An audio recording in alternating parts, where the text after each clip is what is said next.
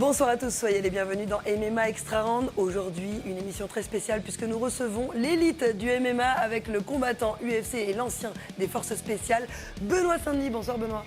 Salut Lucie, salut à tous. Tu as atterri, c'est bon? Tu es revenu de l'UFC Paris un petit peu? Ouais, bah écoute, c'était une expérience incroyable, mais là on commence à dépasser le mois, donc j'ai bien profité de ça et on s'est bien remis au travail et on regarde déjà vers la prochaine échéance. Et on va en parler tout à l'heure dans le cadre de notre interview. Spotlight également à tes côtés, Mohamed Temar, qui est l'ambassadeur d'une action solidaire MMA dans ta ville et qui était également au MMA GP de ce week-end. Bonsoir Mohamed. Bonsoir Lucie, bonsoir Sébastien, bonsoir tout le monde. Et du coup Sébastien, on ne le présente plus, notre chroniqueur émérite, et c'est lui qui va nous débriefer l'actualité du MMA français.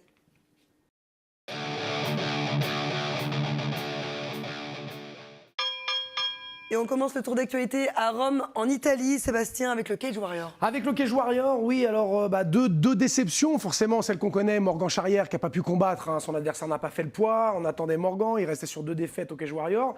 Il a fait une grosse préparation pour ce combat qui lui tenait énormément à cœur, hein, il avait beaucoup à prouver pour essayer de gagner puis de recombattre pour une ceinture prochainement. Malheureusement, l'adversaire n'a pas fait le poids, bon, on verra pour la suite. Et Awaso qui a perdu la défaite par soumission au premier round contre Jasmine Favero. Elle prend un genou, elle est amenée au sol, elle prend une clé de bras. Malheureusement, déchirure des tendons sur cette clé de bras. C'était son 3e combat pro.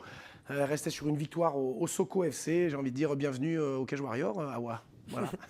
Elle devrait recombattre assez vite. Les amateurs, en revanche, ont brillé au Cage Warrior Academy. Cage Warrior Academy, oui, par contre, là, il y avait alors il y avait plusieurs combats pour le titre, mais il y a 2 Français qui ont pris les ceintures. Axel Alfandari du MNCL qui bat Cameron Stewart par TKO, un superbe high kick suivi des points, c'était au round 3. Et Benoît Prigent du NR Fight également qui s'est illustré en gagnant à la décision unanime. Les autres Français n'ont pas forcément brillé, mais voilà, on a quand même fait forte impression. Il y a Gianni Colacci qui gagne, les autres Français malheureusement ont perdu, mais voilà, quand même une belle prestation des Français.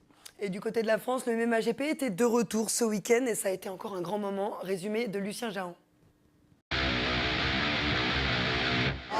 Magnifique. Oh, super. Et Azarouche qui score. Super. Oh. Wow. Wow. Qu'est-ce qui s'est passé? Quand on vous dit qu'il n'y a aucune vérité absolue, le MMA c'est ça. Une frappe, un coup, et l'adversaire est au tapis. Oh. Wow, c'est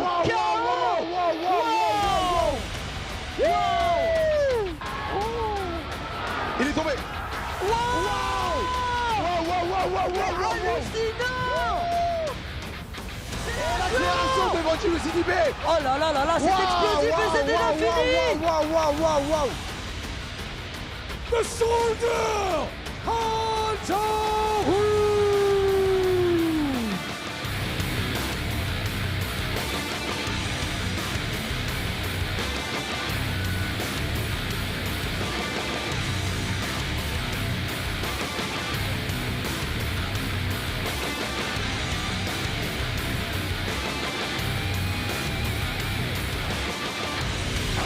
Allez, c'est parti pour le premier round de ce main event. Oh là là, ça part. De la part Wow. de Alice.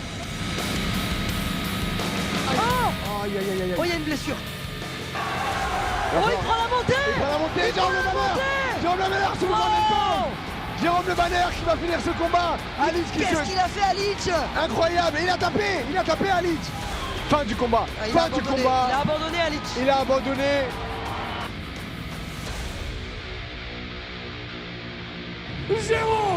Geronimo Le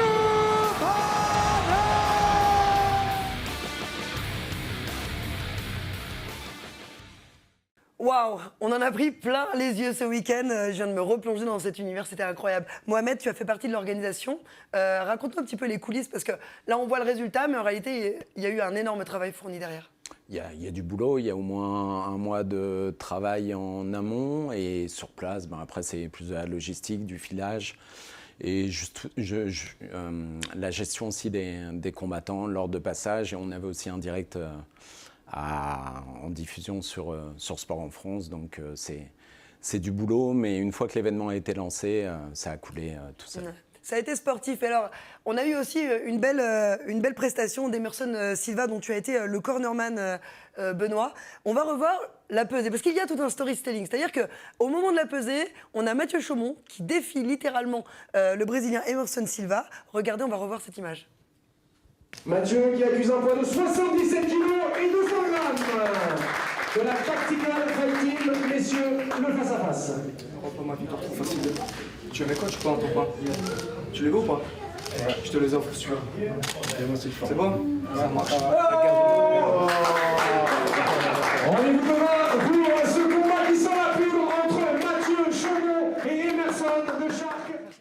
Alors pour la petite histoire, pourquoi Mathieu défie comme ça Emerson? Parce qu'en fait, c'est le coach de Mathieu qui a aidé Emerson à perdre du poids.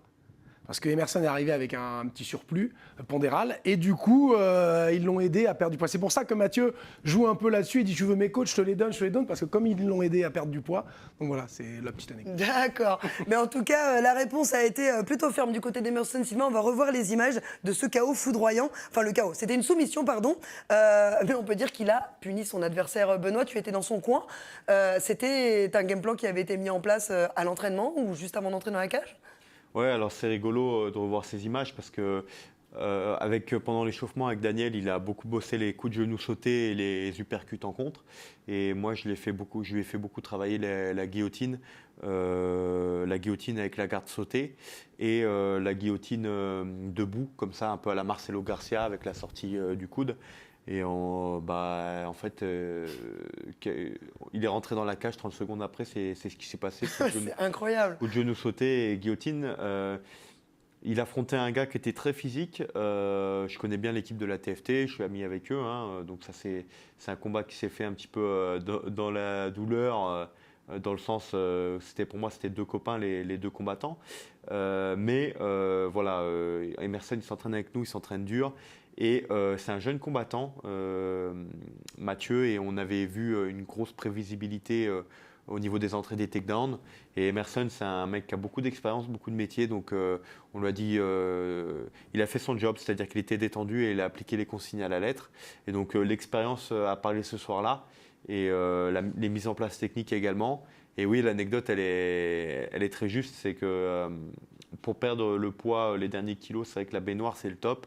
Et là, Emerson, du coup, a pu profiter de la baignoire parce que comme c'était des combattants de Toulouse, ils ont bénéficié parce qu'il de la n'avait pas de prise en baignoire, charge. Emerson, lui? Pas à la maison, donc du coup, et d'accord. comme c'est un combattant parisien, il n'avait pas pris la chambre d'hôtel. Donc il allait à la chambre d'hôtel finir le poids à la baignoire parce que pour lui, c'était un retour au combat après quelques années d'inactivité. Donc forcément, le cutting, c'est plus le même 5 ans après. Donc il a eu un peu du mal à se remettre là-dedans. Mais voilà, il a fait le poids et le combat a eu lieu. Et je pense que Mathieu, lui, c'est beaucoup d'expérience. Et Anderson, maintenant, on va le faire charbonner parce que Emerson, c'est un combattant qui est dur au mal, qui est complet. C'est ce que tu m'as dit dans la cage. Je t'ai dit, tu m'as dit, il est très dur. Tu fais du sparring. Oui, c'est un bon sparring partner. Et donc, c'est un mec qui est complet. Il n'a aucun gros point faible. Et donc, pour moi, c'est aussi, ça fait partie de mes atouts, c'est de pas d'avoir de point faible. Donc, je pense qu'il ira loin. Alors le MMA GP, c'était aussi l'occasion de voir les derniers mètres de Jérôme Le Banner. C'était la dernière pour lui. Et justement, pour cette occasion, nous avons réalisé un documentaire qui retrace cette dernière étape dans sa vie. C'est donc un documentaire signé Thomas Micou et Louis Delperrier et ce sera diffusé dimanche à 19h. C'est un inside. Regardez un extrait. Dans cette 7e édition du MMA Grand Prix, demain, le dernier combat de Jérôme Le Banner. Kiffe à fond. Ouais. Kiffe à mort. Profite. Kiffe, profite. Prends du plaisir. T'es bien entouré avec des gens qui t'aiment. C'est une place qui se tourne, mais ça fait quelque chose au cœur, bien sûr. Attends, ça fait longtemps. Ça va? Ouais, ça va. Je sais que t'as peur de rien. Vas-y, on est avec toi, mec. Ton dernier combat. Ouais. T'as la maîtrise de toute une carrière. Ouais. Tu montres une posture. Tu montres un déplacement. Ouais. C'est quoi qui va être plus le manquer quand on va arrêter? Ce qu'on vit là. Allez, c'est un grand moment. On ferme une dernière fois les gars. C'est un peu l'adrénaline qui monte, qui descend. Pour faire la glissade, pour prendre le mauvais coup, tu sais. On va route à droite. Sans me dire qu'à 50 mètres, je serai encore là, putain de merde. Hein? Putain.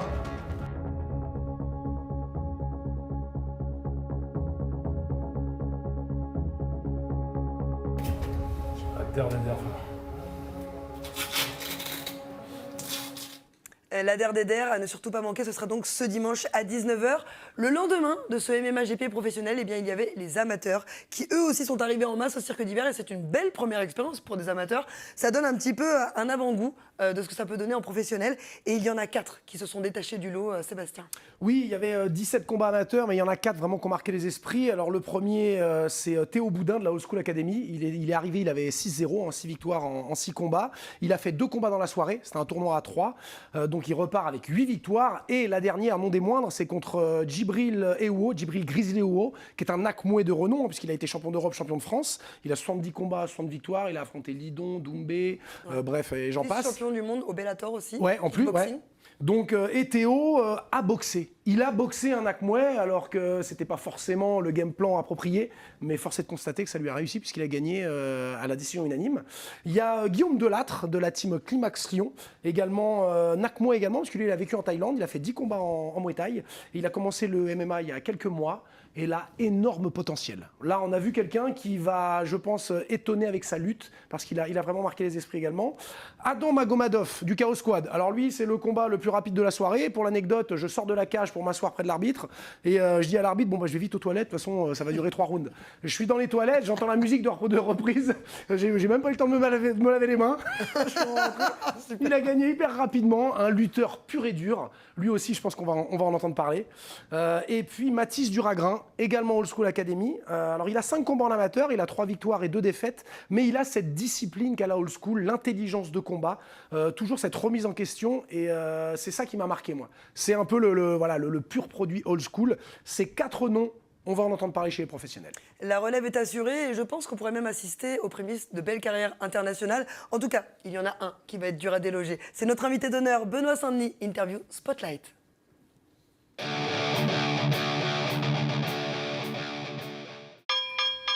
Alors Benoît, on n'avait pas eu le temps de faire le point avec toi sur l'après UFC Paris. Il faut dire que tu as été un petit peu chargé. Il a eu son mariage, son combat à l'UFC Paris, le premier historique, hein, tout simplement, puis la lune de miel. Alors, est-ce que tu es atterri? Je pense que oui, puisque tu es là. Mais est-ce qu'on peut considérer que tu as vécu les 3 semaines les plus importantes de ta vie, finalement, à cette période? Bah, en tout cas, le mariage, clairement, parce que voilà, je suis une personne religieuse et voilà, le mariage à l'église, c'était très important pour moi et ma femme. Et voilà, c'est une belle aventure, pas qui commence, mais qui en tout cas, la route est encore longue, hein, mais c'est plein de bonnes choses qui sont annoncées avec ce mariage. Et puis derrière, enchaîner avec le combat, ça a été un peu fou, parce que effectivement, gérer le poids avec l'apérodinatoire du mariage, ça a été compliqué. Alors la pièce montée, j'ai réussi à me limiter à 2 choux, mais c'est au niveau de l'alcool où j'avais un petit peu, abusé. Ah ouais? Mais ça a été. Bah après, ça aide à la déshydratation, je crois, l'alcool.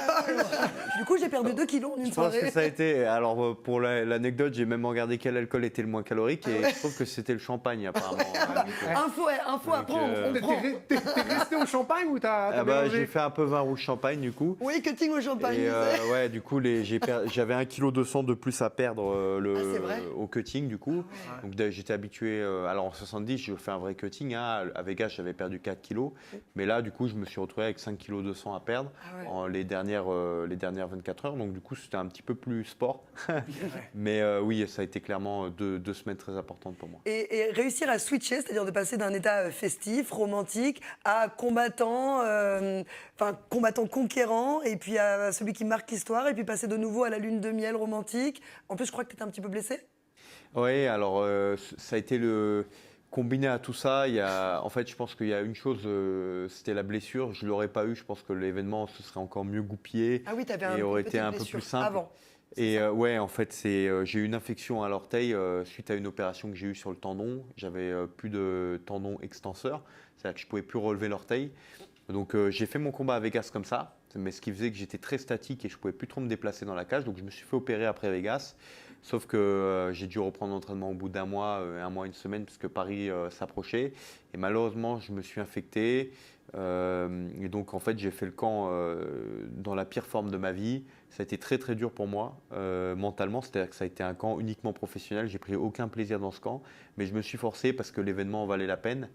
Et on a dit de toute manière, ça passe ou ça cache. Je suis parti en Bulgarie 2 semaines avant mon mariage pour une dizaine de jours. Donc c'était le début de mon camp en fait, parce que je venais de récupérer de l'infection. Et bon, voilà, c'est passé en chaussures de lutte. Hein. Tout l'entraînement, toute la prépa a été faite en chaussures de lutte pour éviter d'accentuer. Mais bon, premier kick que j'ai envoyé, l'orteil s'est réouvert à l'endroit de l'opération. Et j'ai eu 5 points de suture après le combat parce que l'orteil était coupé jusqu'au tendon. Ah ouais. Et suite à ça, rééducation après le combat. Et effectivement, la lune de miel n'a pas été gâchée, mais effectivement, j'ai fait la lune de miel en béquille. Donc c'était un petit peu, ouais, les 4 premiers jours étaient un peu chiants. Ouais, mais il n'y a qu'avec toi qu'on voit des ça. trucs en béquille. Après, bon. C'est vrai. Non. C'était embêtant juste pour les balades, mais on avait choisi mal. Donc La Après, les on a détails, remis. Benoît, attends. Alors, moi, je me souviens de cette image au moment où tu arrives dans la cage et tu fais ce mouvement. Et là, on te sent complètement habité par le combat, habité même par l'énergie collective. Tu peux nous dire ce que tu as ressenti à ce moment-là? Parce que tu avais vraiment l'air transcendé, en fait. En fait, c'est pour ça que je ne voulais pas louper cet événement. C'est que je savais qu'il y aurait une énergie incroyable. Et c'était un événement historique pour le MMA français en général. Et avoir l'honneur et la chance de pouvoir en faire partie, je pense que ça ne pouvait pas se refuser. Donc je me suis dit, s'il faut que je serre les dents, je l'avais déjà fait au préalable dans ma carrière en tant que force spéciale au sein de l'armée de terre. Donc je me suis dit, là, c'est serrer les dents pour moi, pour ma pomme. Donc je peux le faire, et donc je l'ai fait, et c'était dur, mais ouais, les émotions incroyables, hein. Le public, même ça m'a sorti du combat. La première minute, ça a été dur de rentrer dedans. Ah ouais. Et Pourtant, nous, on n'a pas vu. Hein. Ouais, mon coach a réussi à me remettre dedans, mais c'est vrai D'accord. que la première minute, tu sais, tu entends crier ton nom à droite à gauche, donc tu es concentré sur l'adversaire, mais des fois tu regardes à droite à gauche et ton regard se perd dans la foule. Donc c'est dur de se reconcentrer derrière parce que c'est beaucoup d'images qui sortent de l'ordinaire, quoi. Ça aide, ça, Benoît, le fait que tu aies fait partie des forces spéciales, tu as dû vivre et voir des choses un peu difficiles. Et justement, la comparaison avec un combat de MMA, donc tout ça doit t'aider. Ça. Quand tu rentres dans une cage, tu dis, ouais, mais bon, c'est le MMA, c'est dur, mais ce que j'ai vécu, c'est rien à côté. Ouais, alors oui, ça aide énormément au niveau de... Je pense que le temps d'expérience dans la cage, il est important pour être détendu et pouvoir s'exprimer de la meilleure des manières possibles. Et là, malgré un mauvais camp, j'ai réussi à m'exprimer vraiment... je me suis senti vraiment comme dans un sparring, c'est-à-dire que je profitais du moment, je sentais les coups, alors que physiquement, j'étais pas au top du tout de ma forme. Et je pense que c'est grâce à ces moments difficiles que j'ai pu peut-être vivre au sein de l'armée, qui font que malgré un mauvais camp, je ne me suis pas focalisé là-dessus, je me suis concentré sur mon combat, ce que j'avais à faire dans la cage. Et effectivement, l'expérience en tant que combattant et l'expérience en tant que combattant avant dans armée au sein des forces spéciales m'a aidé à être serein pour l'événement malgré tout ça. Alors justement, transition toute trouvée, merci Seb. Je voulais revenir un petit peu sur les forces spéciales. Qu'est-ce que tu as eu à vivre de très difficile dans le cadre de ce travail? Quelles sont les choses les plus difficiles que tu aies pu vivre? Je pense pas que Je pense que vivre l'expérience de la mort, alors pas la mienne du coup, mais l'expérience de la mort et puis aussi l'expérience des blessures. Je fais partie d'un groupe qui a eu des blessés. Donc voilà, les blessures des amis, des collègues, et puis l'expérience après de la mort en général, je pense que c'est marquant. Et après, la dureté de la sélection, parce que moi je suis rentré, j'étais un gamin, j'avais 18 ans, et donc je suis resté le plus jeune de ma compagnie jusqu'à mon départ, parce que la moyenne d'âge est assez âgée. Et donc ça c'est une fierté, mais c'est aussi un peu un endroit où je suis devenu un homme. Je suis passé du gamin que j'étais à un homme, parce que les sélections durent 1 an et demi. Pendant 1 an et demi, tu peux te faire dégager. Donc quand tu as 18 ans, que tu es mélangé avec des mecs qui ont 25 ans, forcément tu as intérêt à valoir le coup et à faire ta place. Alors les tests de sélection, justement, moi je me rappelle que j'en avais entendu parler dans le cadre du GIGN. Ils avaient des tests assez durs. Ça passait par des tests psychologiques, des tests mentaux, des tests physiques, mais parfois ça allait même jusqu'à la torture. Hein. Ils allaient jusqu'à se taser, jusqu'à se noyer, se réanimer. Toi, tu as été témoin de choses comme ça? Alors oui, bah ça, on a beaucoup de connexions avec le GIGN. Hein. Eux, ils interviennent sur le territoire national un peu plus que nous, et nous un peu plus sur le territoire international. Mais il y a énormément de correspondance entre les deux métiers, étant donné qu'on fait tous les deux de la lutte antiterroriste, avec un degré de violence assez élevé, notamment depuis les attentats terroristes. Leur job, il ressemble vachement au nôtre depuis les attentats terroristes, mais nous, ça fait longtemps qu'on lutte contre le terrorisme sous sa forme moderne. Donc Daesh, Al-Qaïda, Boko Haram. Moi, c'était beaucoup Al-Fourqan, l'époque où j'étais dans le désert. Donc oui, les sélections, elles sont dures. Effectivement, ça en fait partie. On appelle ça le coxage. Donc c'est une simulation de la torture et d'un kidnapping, on va dire, de ton groupe ou de toi durant une mission. Et donc ça se passe pendant le stage commando. En général. Simuler, voilà, comme si tu étais pris en otage, ils vont te torturer. Exactement. Non, mais ils te torturent vraiment. Ouais, non, mais j'avais vu aussi un reportage, on te torture sur la tête. Ouais, ça. Ouais, Ah non, mais la noyade, ça me il y a fait tellement ça. peur. Effectivement, ça. Alors, par contre, pour moi, je trouvais pas que c'était le moment le plus dur de la sélection. Il y avait des moments physiquement où il fallait être. Je trouvais que les moments les plus durs de la sélection, c'était vraiment les moments où, un peu comme dans le combat, il faut être intelligent malgré la fatigue. C'est ça que je trouve qui est difficile pour un force spécial, c'est-à-dire que malgré ces moments de fatigue et tout, prendre les bonnes décisions sous fatigue. Rester Parce lucide. qu'en soi, on sait très bien quand même que ça reste une simulation, Oui, donc c'est douloureux, mais tu sais que normalement tu ressortiras de là avec tous tes orteils et tous tes doigts, quoi. Ouais. Ce qui est peut-être pas le cas en réalité.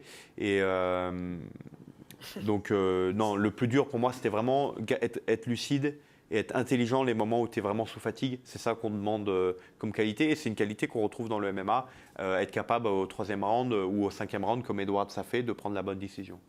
Hormis la capacité à défendre ton pays, à te défendre toi-même, est-ce qu'il y a d'autres compétences comme la survie qui peuvent t'aider dans la vie de tous les jours? Imagine demain, effondrement du système. Est-ce que tu survis? Est-ce que Benoît Saint-Denis va s'en sortir? Bon, je vois que ça t'a marqué ta série. Moi j'ai vu une série qui m'a marqué. Je suis désolée, elle s'appelle L'Effondrement. Et je me garage et tout. Là. Je me suis dit, Benoît, c'est sûr, il s'en sortirait là. Alors, je ne suis pas un spécialiste en survie, mais effectivement, oui, ça fait partie des compétences qu'on est amené à avoir. C'est-à-dire qu'on a des compétences, on va dire, de survivaliste de base, via le stage commando notamment, où tu apprends un petit peu à pêcher, chasser, te démerder avec une carte. Enfin, il y a des compétences, effectivement, qui sont un petit peu perdues par la majorité des gens, on va dire, dans la plupart des métiers, et que tu retrouves dans ce métier, notamment des capacités de survie, on va dire, basiques. Donc oui, je pense que tu acquiers des petites compétences, mais je ne suis pas spécialiste, je ne suis pas un grand survivaliste comme... je ne suis pas Bear Grylls. Pas Voilà. Bunker, Je ne suis pas Bear Grylls. Alors, ensuite, tu as mis un terme à cette carrière dans les forces spéciales et tu as rencontré Daniel Voirin, l'unique.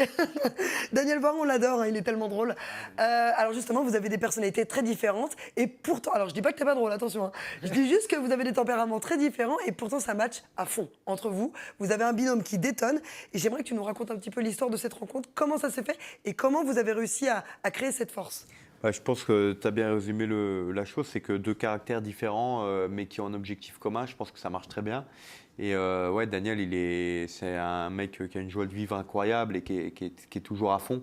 Donc pour moi qui suis assez calme et réservé, c'est super d'avoir un gars comme ça parce que il me fait marrer, il pousse toujours le truc. Clair. Et puis j'ai un grand respect quand même pour lui, pour son travail. Ça reste mon coach et moi je reste l'élève.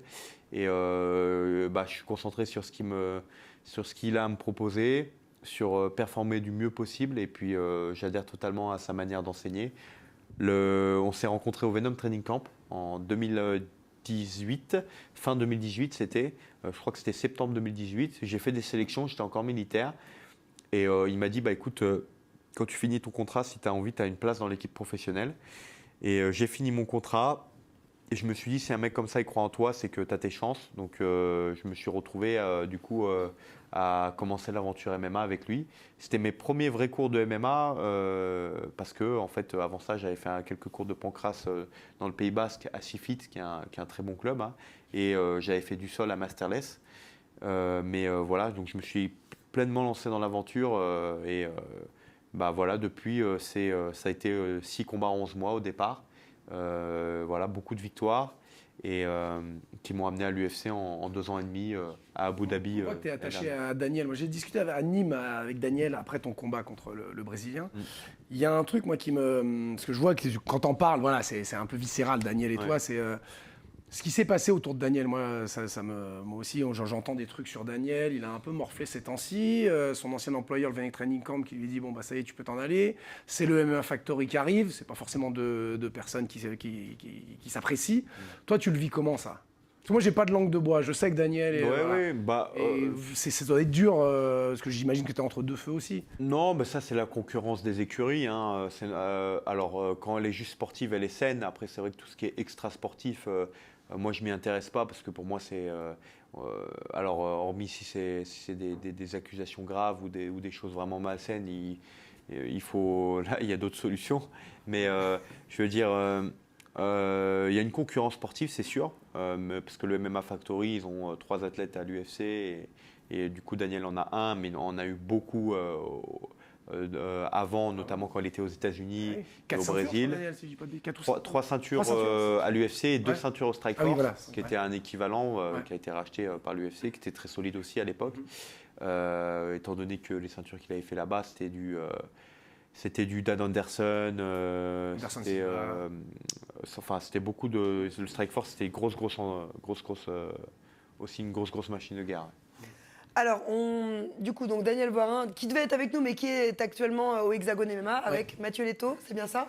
Que je rejoins, je l'ai rejoint en Allemagne. C'est vrai, tu y vas aussi? Je l'ai rejoint samedi en Allemagne. Très bien. Et c'est Mathieu Leto qui combat. Donc nous, c'est une petite écurie, effectivement, comme on disait, petite écurie familiale. On a une dizaine de fighters pro. Et voilà, Mathieu Leto en fait partie. Et ça va être un bon combat, une grosse guerre à Düsseldorf.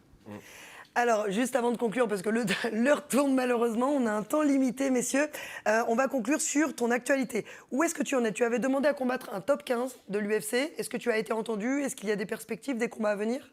Ouais, on en avait discuté. Donc, il y avait Dos Anjos un petit peu dans le...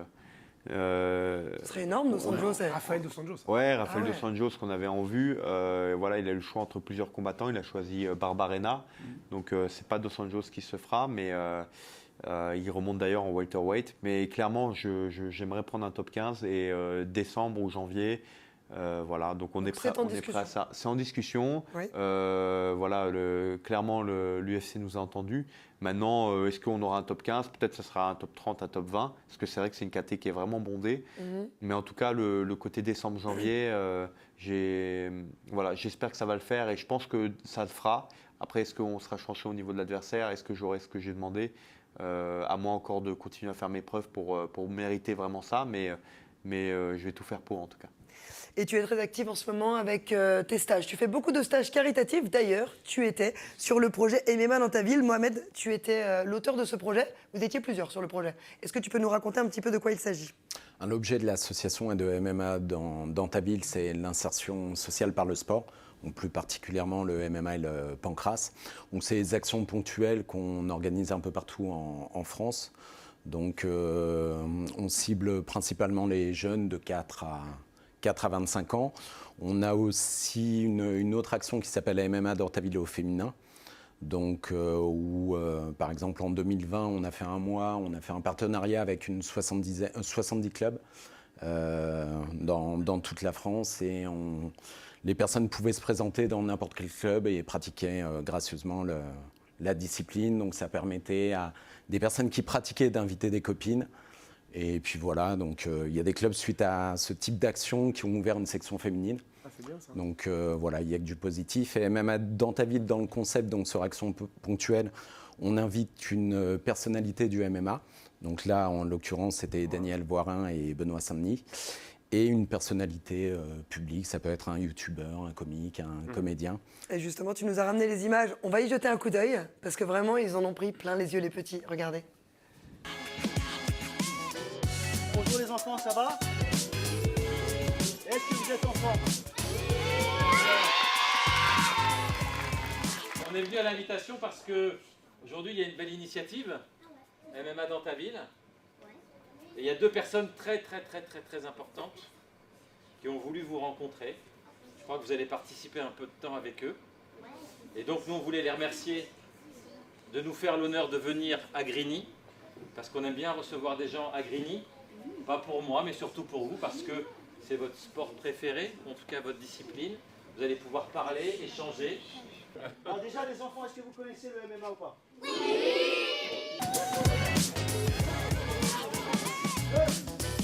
Marche comme un ours, d'accord? Là vous allez faire ça, vous allez faire tout le tour du tatami, d'accord? 5 6 les mains.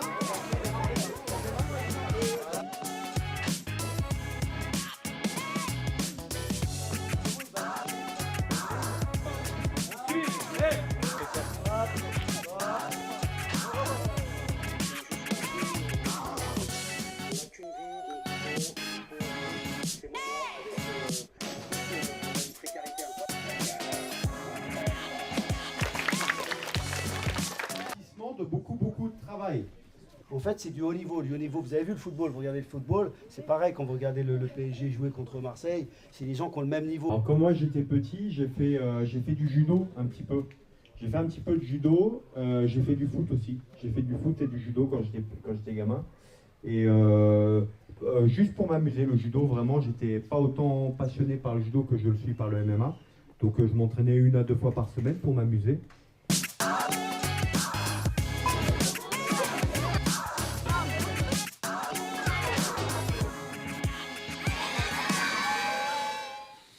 Elle est super, cette initiative. Tu vas la réitérer dans d'autres villes ou comment ça Oui, se passe? la prochaine édition sera à Montrouge, donc comme parrain, on aura Greg MMA. Super. Au mois de janvier, donc MMA dans ta ville au féminin, donc on espère avoir au moins 200 clubs partenaires, donc on travaille dessus. Maintenant, comme je le disais, on vise les zones de quartier prioritaires, donc c'est les QPV. Donc voilà, on essaye de faire des rencontres entre guillemets improbables. Donc comme là, les jeunes étaient hyper heureux de rencontrer Benoît Saint-Denis et Daniel Voirin, même si au départ, ils ne savaient pas qui c'était. Donc sur la petite présentation vidéo, ils ont permis de voir un peu ce qu'était leur carrière. Et par la suite, on organise un petit débat derrière. On les sensibilise aussi au harcèlement scolaire. Et puis voilà, on mène plein de petites actions comme ça. Qui est-ce qui finance tout ça? C'est l'État? Non, pour l'instant, c'est moi. Je n'ai pas fait de demande de subvention, mais c'est avec mes deniers. Et bravo. là, justement, je vais... Ouais, bravo. Ouais, bravo à toi, vraiment, si on avait plus d'hommes comme toi, ce serait vraiment super. Alors, la grosse actualité à venir du côté de l'UFC, c'est Manon Fiorot, Sébastien. Manon Fiorot, qu'on n'a pas vu à Paris, malheureusement, à cause de sa blessure. Donc, on a l'air de la retrouver là, pour cette UFC 280 à Abu Dhabi. Elle va combattre l'expérimentée américaine Chookagian, qui a 18-4. Donc, c'est un combat très important pour Manon parce que si elle gagne, elle peut demander éventuellement un combat pour le titre contre Shevchenko. Et si jamais, le combat, elle gagne, mais ça ne se déroule pas forcément comme elle voudrait, elle pourrait demander également de combattre l'américaine Lauren Murphy, voilà, j'avais plus son nom. Elle a les armes en tout cas pour battre Chookagian. Chookagian, elle avait perdu contre Shevchenko, donc maintenant à Manon de marquer les esprits en la mettant KO. Quoi, voilà. Très honnêtement, de mon point de vue, je ne vois pas aujourd'hui qui peut battre Manon. Peut-être Shevchenko, et encore, moi j'ai envie de mettre un billet sur Manon. En tout cas, elle a la puissance pour battre Chookagian. Les qualités tactiques. Voilà, quant à vous, messieurs, quel est votre pronostic? Elle peut aller tout de suite défier Shevchenko ou pas, Manon? Moi, sur son prochain combat, je vois un KO à la fin. Ça fait depuis quelques temps qu'elle n'a pas combattu. Elle revient d'une blessure. Donc voilà, si elle donne tout au premier round, je pense que ça peut aller vite. Et toi, Benoît, qu'est-ce que tu en penses? Écoute, moi je pense qu'elle est dans le top 5. Elle va affronter vraiment ce qui se fait de mieux. Je pense qu'elle va gagner.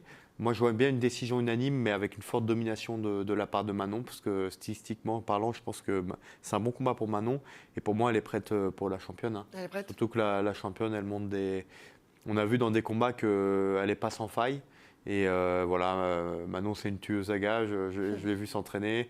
Elle est dure, elle s'entraîne dur. Intelligemment, tactiquement parlant, elle est forte. Elle a une bonne team. Avec Eldrick, ils font du super boulot. Donc moi, j'ai hâte de... J'aimerais qu'elle soit la première à ramener le gros titre de l'UFC et être une championne dominatrice pour la France, ça serait incroyable. Ce serait superbe, effectivement. Et bien justement, Manon Fiorot, elle est dans un autre projet, je vous en parle dans un instant.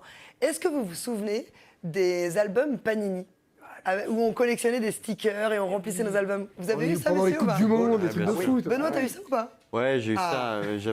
Moi, c'était quand j'étais en Allemagne que j'avais ça. J'avais ouais les cartes avec les joueurs allemands. Ah ouais Le championnat allemand, ouais.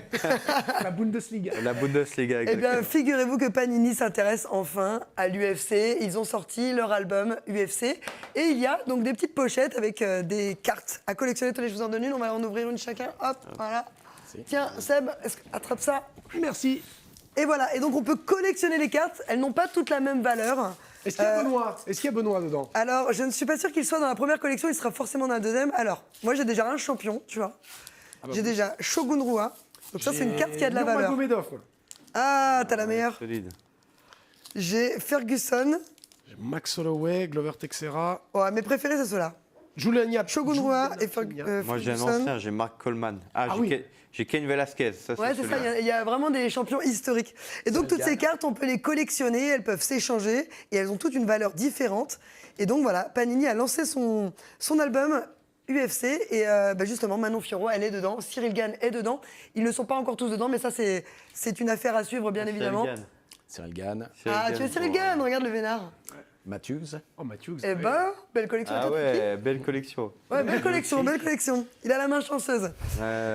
Donc, pour récompenser nos téléspectateurs qui sont fidèles, parce que vous l'êtes de plus en plus, sachez-le, merci beaucoup pour ça d'ailleurs, eh bien, on souhaitait vous faire gagner un album Panini, donc 7 albums, et avec plein de pochettes de collection que vous pourrez échanger avec d'autres fans de l'UFC. Pour cela, c'est simple, il vous suffit d'aller sur la page Instagram de Sport en France, vous allez sur le post qui est dédié à cette émission, et vous dites tout simplement « Je participe au jeu concours ». Panini x UFC, on vous donne toutes les consignes, ne vous inquiétez pas. Et puis on vous tirera au sort, vous avez une semaine pour jouer. Voilà, et bien sur ces belles paroles, et puis sur ce petit cadeau, eh bien, je vous propose qu'on se quitte. Merci beaucoup Benoît d'avoir fait le déplacement, c'était trop cool. Avec Ce grand débrief. plaisir. Tu reviens quand tu veux bien sûr, on veut tout savoir. Hein. Dès que tu as une date, tu nous la donnes, d'accord? Bon, bah, vous serez informés, il n'y a pas de souci. Mohamed, merci pour ces belles initiatives, continue parce que vraiment ça fait du bien au MMA. Et puis Seb, bien toi aussi tu fais beaucoup de bien au MMA avec ta voix. Merci, merci. Allez, merci à tous pour votre fidélité, merci aux équipes de Sport en France, merci Lucien Géant, merci tout le monde, bye, ciao.